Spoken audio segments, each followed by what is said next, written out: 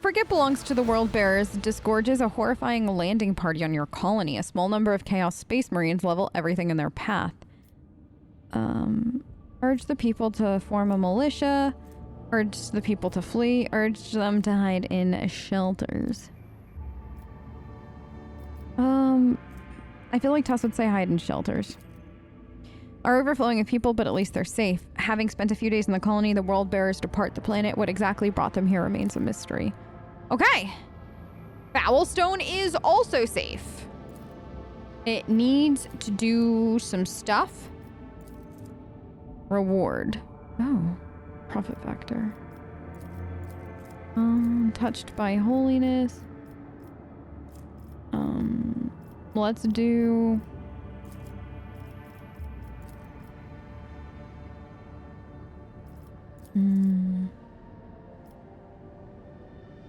Yeah, let's do that for now. Okay. So that's y'all. Just Vabo 6 is left. Perfect. Love that for everybody. Let's go back. Let's save. Let's 100% save right now. Because that sounds like a great idea. Now, this. Doesn't, I was noticing, right? Langren's Belt. Oh, no, it does have the rumor. Okay, so we are going to Langren's Belt. We are headed there. That's where I would like to go. I want to get that done because I don't want to do everything over here until I've done this because I don't know why. It legitimately makes no sense as to why I'd like to do that. Just that I would. Are awakened by beautiful music. Okay. The Immaterium let us go though. Okay. Now. One more time. We're gonna go in. We're gonna see. So this is what we want. So let's did I quick save? Yes. Okay. Quick saved. We're gonna go here. There's an unidentified beacon. Having already studied the surface of the planet before, the augurs detect a suspicious zone with an unidentified object at its center. Must have been hidden previously by some force field, but now for some reason it is for some reason inactive. Having studied the surface of the planet before, the augurs detect a suspicious zone with an unidentified... Oh, wait. Why do we keep... That's so weird. I kept hitting 1 and then it didn't. That's fine. Immediately after the ship approaches close enough to the planet, the strange artifact from the Homunculus laboratory activates. Trying to receive the incoming signal from the planet's surface, the black faces of the prism have started to emit a pulsating lilac light. Augur team reports that the source of the signal is a small beacon which cannot be studied from orbit. A group of living organisms is detected. Send a scout team to the source of the signal. A disgusting sight unfolds before the scouts. In a sinister, high-fenced enclosure, hideous mutants crawl and writhe. Hundreds of ugly beasts, their shapes vaguely reminiscent of humans, squirm on several pairs of deformed arms and legs. Incapable of attacking or doing much of anything else beyond crawling in the dirt, the creatures are riven with endless pain which seem to feed the Drakari beacon at the very center of the pen. A pulsating lilac light flows from the beacon. Order the team to activate the beacon. An activated beacon on the planet emits a thin lilac beam and sending out a signal which promptly accepted by the artifact on board. The prism unfolds into many small petals and shows a holographic image of a certain planet and corresponding coordinates. Give the scout team the order to return to the ship, leaving the enclosure and mutants within it alone. Yes. Okay. So that is there. That's not at all weird or anything like that. I mean, it's there though. Did I do the right thing? Only time will tell. Only it will. On the edge of the system, a few crippled Xenos ships barely visible in the darkness of space huddle together. Not displaying any of the usual hostility, the Xenos are stuck in inactivity, entirely ignoring the rogue trader's presence. The Augur team has detected a number of damaged void ships, each afflicted with several system failures and bearing a few dozen living creatures. An attempt to identify their drive signatures met with failure, but the scanners pick up an exchange of data between the ships along an encrypted channel. Marazhai recognizes the vessel as those of the Reaving Tempest Cabal by their silhouettes and markings. The news of his Cabal warriors survived their insatiable kin's bloodthirst fills the Xenos with a grim resolve. Marazhai turns to the rogue trader with a demand to leave the detected ship unharmed. The Xenos yearns to meet them in person. Okay, off you go then. The shuttle carrying Marazhai returns so quickly to the rogue trader's vessel. It's impossible to tell whether he took part in a failed negotiations or participated in a violent, impetuous duel. Offering no comment, Marazhai turns to the Lord Captain with a categorical request to help the survivors and let them go. Provide resources. The Xenos accept the resource shuttle, arrogantly maintaining Vox silence and showing no gratitude for the Lord Captain's generosity and aid. With the resource transfer concluded, Marazhai returns aboard with bloodstains on his armor plate. According to him, the meeting was successful. Okay. All right. Sir. Sir. What just happened? What did we do for you? Are there any that give me people? Oh. Provisions. Yes. I can do that one. Rebels. I don't have. Profit factor. I don't need that. We'll leave that for now. I have questions, but you know what? I'm not going to ask them today. Maybe tomorrow. Maybe the day after. Maybe one day Marazhai will actually tell me what the frick just happened. That day is not today, though, y'all. Okay, so we need to get to the Orsellio prophecy. The ship... Okay. We were let go, y'all. The warp decided we were not worthy today. You know, I'm always grateful when the warp lets us go. But at the same time, I'm always sad because it's like, what, are we unworthy? Know what I mean? Warp trap. The clan servicing the cooling systems have reported an incident of sorcery. The shadows in the cabins and corridors are coming to life. Voidsmen say they see strange, writhing things lurk in nooks and crannies at the edge of their vision. If they look away, the things spread over the room, gnawing on everything in their path and attacking the weak and infirm. The strange creatures cannot be caught.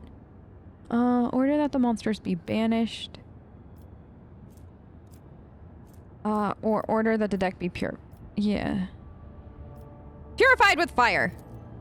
The controlled scorch of the deck is labor-intensive but very familiar process for the Voidsmen, serving under the ship's Infernus Master. The evacuated chambers were set on fire, burning away all filth and heresy from the darkest corners. The shadow skulkers vanished without a trace, and the denizens of the cooling system breathed a sigh of relief. Excellent. Tess, you protected your people like a boss. This is an uncharted system. We have never been inside. Love that for us. I got pirates. Space dust?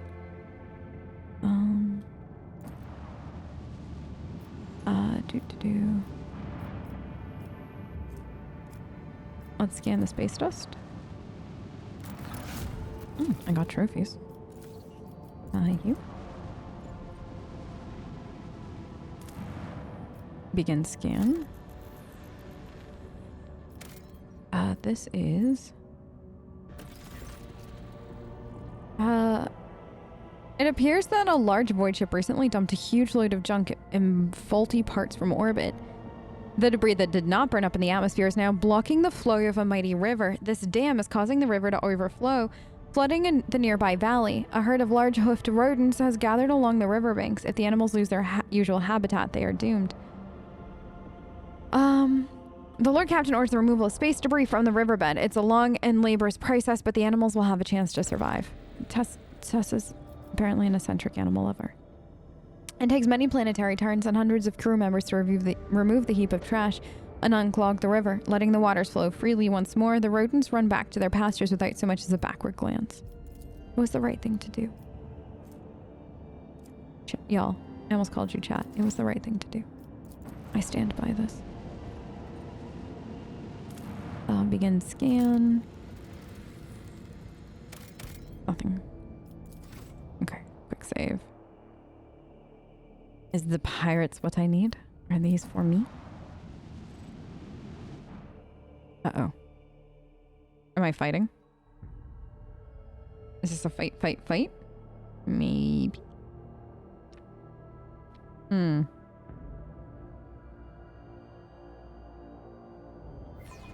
Let us purge your enemies, Yes. rogue trader. Okay. Purge my enemies. That's it. Is this my only enemy? This can't be my only enemy. Is that my only enemy? Are you really and truly my only enemy? If I do this, that will hit you. Will this? No, but I can move forward a little bit more after, which might let it hit. So we're gonna do this. This? Bleed them. Okay, now we're gonna do this. This one's going down. Bro, really? Hold on. Lay in the course. No, this. Leave their hulls strewn across the stars. This ship is boofy. Unleash our vengeful salvo. Okay.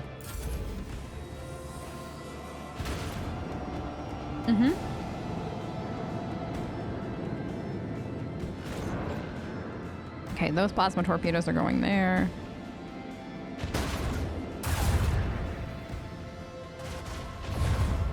He's off. Where are you going? Where are you running to? Plasma torpedo. Okay. Good. Question. Can this? Yeah, so we'll start with this. Cannons bully. Okay. Now this, if I do that, and then the dorsal, and then this won't hit. Do I have, who gives me tight maneuvers? At the end of the movement is when I get the tight U-turn.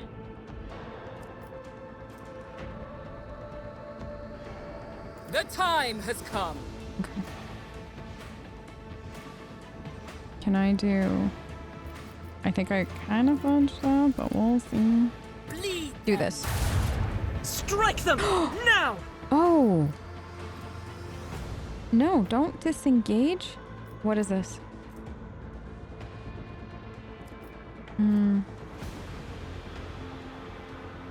No, I'll leave it here. That's on the move.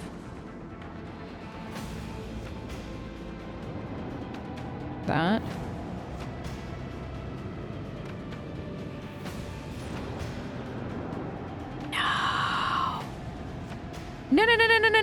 No! No, son. You don't get to leave. Come on, little torpedo. Do your job! Will you hit them? No. Okay, that's okay. Alright, this is me, though. If I do that, will it hit this? Yes. Fire the lance batteries. Test. The dorsal should finish it, but if not, we might be able to... The void ship is now a burial. Victory is ours. Yes. So good. Okay. Wait. Okay. We're gonna begin scan.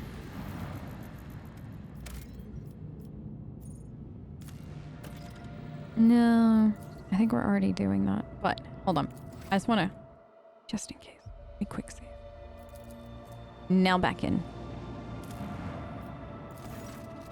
An officer of the Augur team reports that the world is covered in thick forests and steep mountain ranges. It is of no particular interest except for one fact. A fierce battle is unfolded between a group of Xenos. A multitude of small ships are concentrated around one area, some of them heavily damaged or outright destroyed.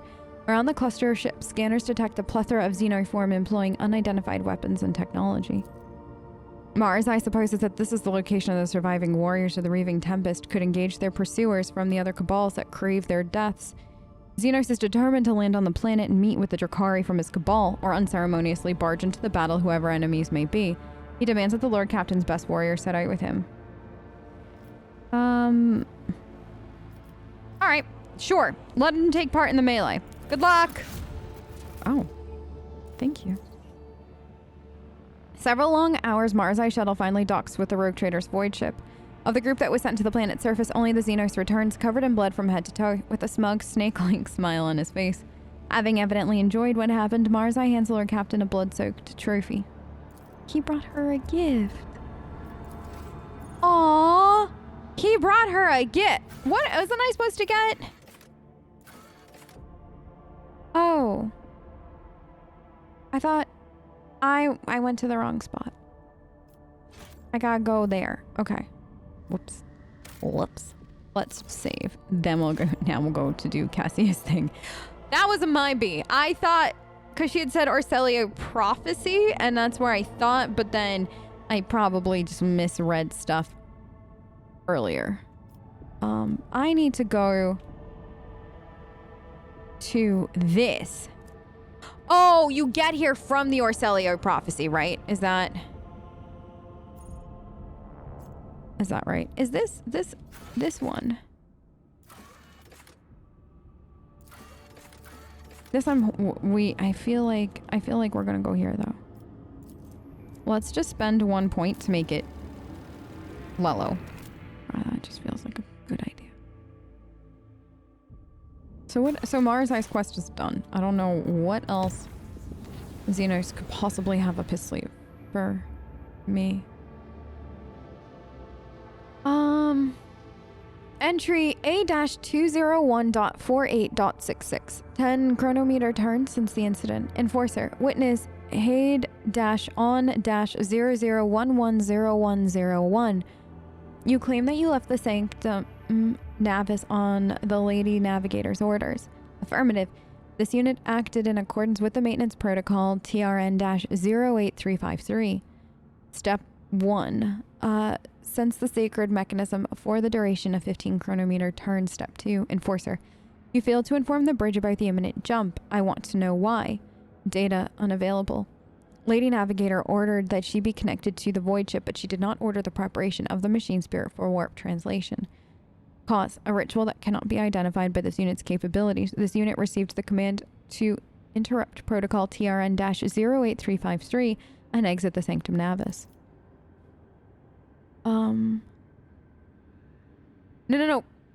No, please, not the fingers. I'm going to break one for every word of lie I hear coming from your mouth. Now talk. But please, you have to believe me. All we did was prepare the canvas and mix the Lady Navigator's blood into the paints. And we were told to lock open the shutter so the Lord Captain could see everything that was going on inside the Sanctum Navis from the observation chamber. And grok shit! Armaglass can shield you from warp horrors. I swear it on my soul. And the Golden Throne Master Enforcer. The Lady Navigator only wanted to paint a picture for a ritual or some such. That's all I know. She wasn't going to use the power in her eye, but I still got as far away from there as I could. That's all I saw. I'm telling you. We performed an emergency warp jump, barely activated the Geller field in time, and are now being dragged to the throne knows where by an unknown force. The Lady Navigator and the Lord Captain are still unaccounted for. Now tell me one more time what transpired in the Sanctum Navis. I escorted the Lord Captain to the observation chamber and yelled at the servant for leaving the shutters open. But then I was told it was the rogue trader's orders. We could see the Navigator clearly through the armaglass. She was lost in thought, staring at the canvas in front of her. She looked like she was called out to Lady Cassia. Startled by the Lord Captain's cry, the Navigator answered. That's when I realized it was the armaglass between us and the Sanctum Navis was gone. That the things in the painting, they broke free. And what happened next? I barely remember a thing. There was a bright flash, a purple blur. I remember feeling so scared that my knees were shaking.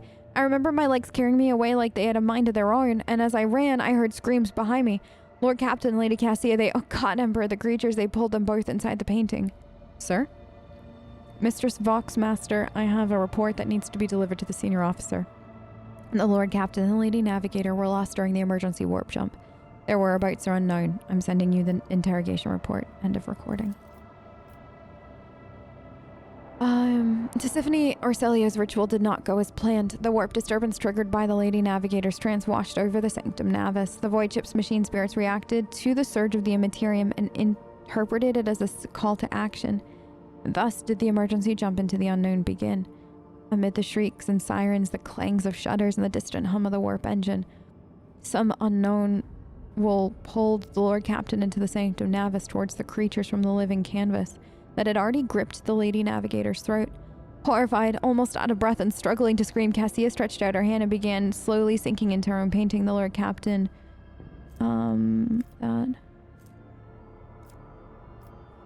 snatched a dagger from the floor and started hacking at the hands reaching from the inside the painting.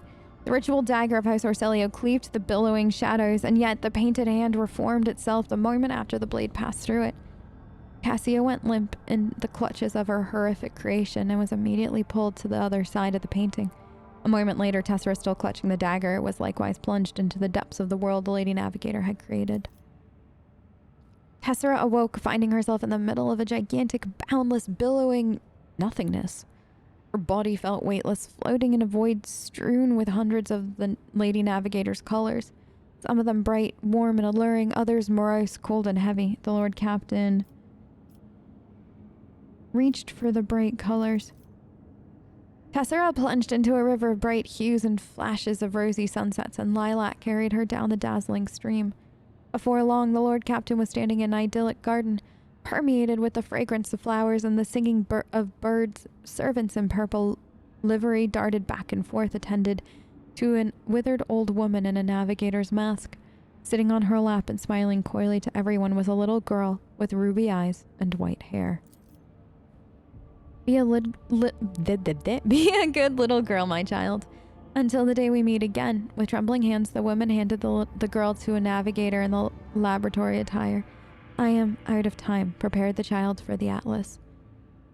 Atlas transfer. And destroy all record and mention of the world of Ear TV. None must learn of that which took place here. And remember, her body must grow strong for it to accept my power. And once I have returned, loyalty will be rewarded. The memory dissipated, and a gust of silvery wind hurled the Lord Captain back into the ocean of nothingness. This time, the nothingness felt dismal. Instead of bright hues, all it contained was the shadows of invisible monsters swimming by, shrouded by a nebulous veil of unfathomableness. The Lord Captain swam towards the dark colors. Grayish-blue waves swallowed the Lord Captain, and the feeling of lightness disappeared as her limbs grew heavy. Tessera fell on the hard floor of a laboratory cluttered with vats as tall as humans. Inside them were dozens and hundreds even of repulsive mutants. Some had no arms or no legs, or two heads or no face. Their innards turned inside out. Each had white skin, white hair, long clawed limbs, and ruby eyes. My lady, the child is born. The tall old woman slowly approached one of the vats. Readings stable, mutations none were detected at any of the stages. Genes identical, my lady. Chances of survival 100 times higher than any of the previous experiments. How long will it take to grow this child? I fear accelerating the process might cause the body to fail. The only one after years of silence. I understand the situation. Natural growth. I do not have that much time. You will have to go with the backup plan. Yes, Vader. It will be done. The memory dissipated, and a gust of silvery wind hurled the Lord Captain back into the ocean of nothingness. This time, the nothingness felt dismal. Instead of the bright hues, all it contained was the shadows of invisible monsters swimming by. Lord Captain closed her eyes and remained adrift in the weightlessness. Tessera stayed in the ocean of nothingness, devoid of any sensation or emotion, until an ornate ritual dagger floated before her eyes and reminded her of the world that once seemed more real than this one. Someone's scream broke the delicate equilibrium of the Lord Captain's motionless body, and the weightlessness released her. She plummeted into the maroon abyss of rolling illusions. But I was now in full control of her body again. Then Tessera descended into the abyss towards the screams. The Lord... Oh my gosh. This is stunning. Oh my... sometimes I wish we could just get, prints or screenshots of, high quality of just some of these paintings that they've done, or drawings, rather, that they've done for, the reading portion of this, because they're just so beautifully haunting at times. This one is just... It says so much. It's so good. The Lord Captain crashed from an immeasurable height to the bottom of a rolling abyss, and the next moment Tessera saw two figures amid the billowing maroon mist. One of the figures, unnaturally gaunt and tall, was clutching the other, smaller one in its claws, and screaming furiously. The Lord Captain... We'll try it. Peered into the strange maroon mist. Yes! The swirling mist all around her, Tessera could make out a human faces stricken with torment. Not just human faces, they were Xenos, Eldari, their features fused together with those of humans, which made the Crimson Spectres look all the more abominable. Their gazes and their rage were directed at the two unmoving figures facing each other. The Lord Captain drew closer. One step was all it took for some unknown force to notice the Lord Captain, seize her, and drag her through the painting's twisted space. Now the Lord Captain could clearly see the dark shade of the long-dead navigator leaning over Cassia. Clutching her neck in its claws and fingers, the shade screamed, "You were given life because of me. You survived because of me. Here you are now because I have willed it. Bow before me. Tell me what I wish to hear and your suffering will end. Go on, child. I have waited so long. Submit to me." Cassia looked exhausted, her body covered in hundreds of thin cuts, her lips lacerated, claw marks on her cheeks. Yet there was a steadfast resolve in her eyes. "I know who you are, Tisiphone Orsellio. I know what you crave. I saw it in the vision that you sent me again and again. I won't allow you. I will never allow you to become me." Cassia's fatigued voice quivered, but she was not about to yield to this battle. We'll try this, I guess. Urge the Lady Navigator to fight the monster to the bitter end. Yes. The Lord Captain's words attracted not just Lady Cassia's attention to Tisiphone Orsellio. Finally, by the way, I took that option because I think it's important for Cassia to fight this herself. Like, I think that there are some things that, while Tess is always going to be happy to help with, there are some things that, like, you need to do on your own, if that makes sense. And I think for Cassia, this might be that thing. Hopefully I'm not wrong, but that's the vibe that I got. Tisiphone Orsellio, finally noticing the presence of a living creature in that bizarre world, turned to face the interloper and lunged forward, seething with rage.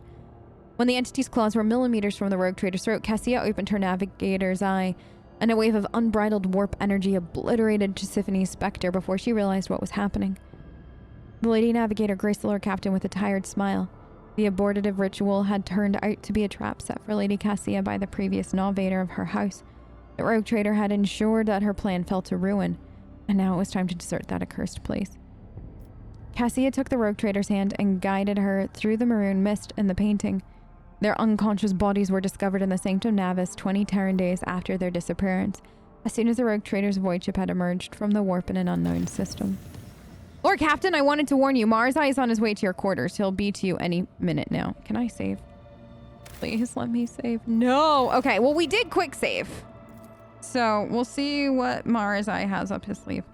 I wish we had, like, auto saves in between. And this might actually have an auto save, but I don't think it will. But I wish that there was a way to save before, like, companion conversations, especially if you're somebody that's like, I don't know what I want to go with option-wise.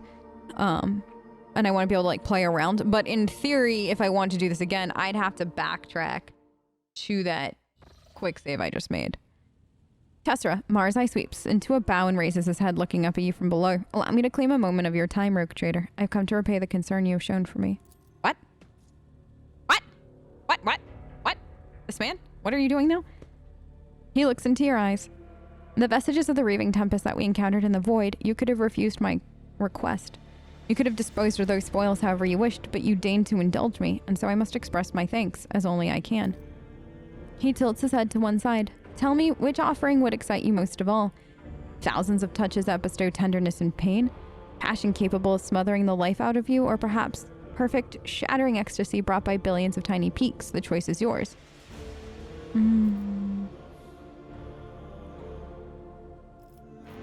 All these offerings sound overly ambiguous.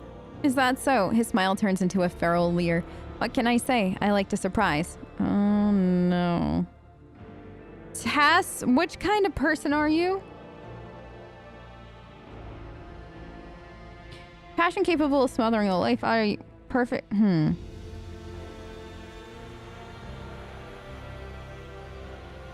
I'm torn between 3 and 4. Smothering passion, maybe? I feel like we're gonna go with that. He gives you a dark look full of promises. Very well. Allow me some time, and I'll give you what you desire. What's about to happen? Is that a... What? His voice vibrates with excitement. Just look. Who else could offer you such a gift? The delights of my kind, selected according to your desire. What is this? He raises an eyebrow in feigned confusion. Did you yourself not choose that which your soul craves the most? The Slith Enter's entire body is but one giant garret that crushes not only bones, but the very spirit. With each passing second, the pressure grows and grows, and suddenly your chest cannot expand enough to even take a breath, and your consciousness begins to struggle in its death throes. Little compares to the passion born of suffocation in terms of sheer power. Okay. Tess, I feel like in for a penny, in for pretty much all of it. So, like, girl, we're gonna what the heck did we sign up for with this? We gotta know. We can't not. All right, Tess, here you go, girl. Yeah, I don't want to do that. Yeah, we're going. He bites his lip, holding your gaze and waiting for your word. Oh.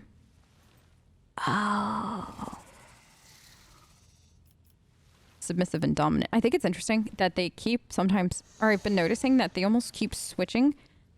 Like 1 and 2, like what's the top option? I feel like the first time it was like one and the other, and then like I noticed that when we were doing the Caligos thing, I think the dominant was the top option.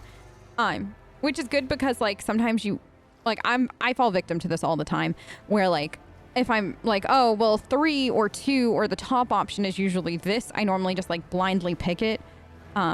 Because that's the path I want to go down, but I do like it that it seems like this is kind of like shifting around. So like you're forced to pay attention or else you will suffer consequences. I enjoy that. But I think I'm gonna assume I think is always like the hint for the more submissive side. I think I wish for you to fall victim to these pleasures, and I shall watch. There you go, girl. A satisfied see, girl, I'm so proud of you. A satisfied smile spreads across Marazhai's face, which he immediately hides by dropping his head in a performative bow. I will not disappoint you, Tessera. I did it. I'm so proud of us. Oops. What? That was it? That was it? Okay, we're gonna do a big save here. See, there was that quick save. So I do have that save too, I guess, that if I wanted to go back and see what the other options were. Hi, Heinrich! Have you noticed anything? What can I do for you? Nothing. You have noticed. Nothing. Gotta go! Okay, let's go talk to Marazhai and see if he has anything to say about whatever the frick just happened upstairs in my room. Rogue trader. Anything? And what is it you want to talk about? Nothing. Okay. I must take my leave. Then go. Oh. That was interesting. I thought there'd be kind of like a follow-up to that, kind of like we had with the last interaction, but this works for me. Where's Cassia? She's like the back here, right? Yes. Lord Captain, your ship sports a multitude of peculiar colors. It is most exhausting. Okay. I thought... I have enjoyed... So, I think what we learned about Cassia is actually super important. It sounds like she is the... I don't want to say reincarnation, because that's not at all what it is, but basically what the clone of Tisiphone, and then she was supposed to be led to that place and then thrust in, like Tisiphone was going to take over her body. But she didn't do it. Which I love. I love that we were able to stop that. Oh, the lady, it's a world hidden in the eye of a warp storm. Oh,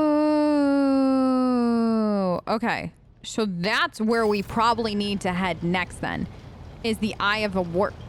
An eye of a warp storm. Y'all, there are some things that, like, we do, like, date but not date a Drakari. And I question it, but like I accept it. And then there are other things that the game tells you to do, and I'm just like, is this a good idea? This is definitely one of those ones where I'm like pausing, like, head into the eye of a warp storm? Okay, sure. All right, y'all, into the eye of the warp storm it is, because what else are we gonna do at this point?